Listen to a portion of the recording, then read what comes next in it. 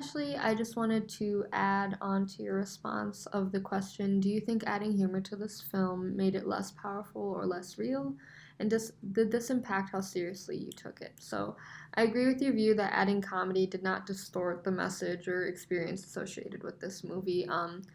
I I don't think his uh, I didn't think of his performance at the school right in my head until you mentioned it, but it definitely was a very significant and seamless way to relay the notion of establishing a dominant race. You could tell he wasn't in favor of it, but the way he went about it kind of masked it a little, and it made the children laugh rather than hear a bunch of gibberish about that. So I think that was really important and very, powerful uh, in the storyline. And I'd like to think that he displays the same intelligent humor in the barracks when explaining to Joshua why he has to hide from the mean men that yell.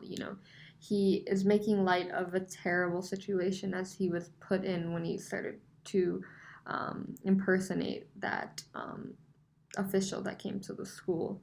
And I would agree that the comedy does bring the sadness and dark situation to the forefront of your mind because you had to acknowledge what he was shielding from his son. It made it more real and the suffering so much more apparent because he was going to great lengths and you were just hoping that they would both come out safe and sound. And it must have been very tough for him to have to save his son from certain death. He would have been gassed if he didn't make Joshua believe that there was something worth living for and fighting for, and he definitely fought very hard for his son. So, um, knowing that I had gotten that from the movie, even with the jokester, he kind of reminds me of the old black and white comedians who they didn't speak at all, but they were kind of clumsy in the way they acted that you knew it was funny.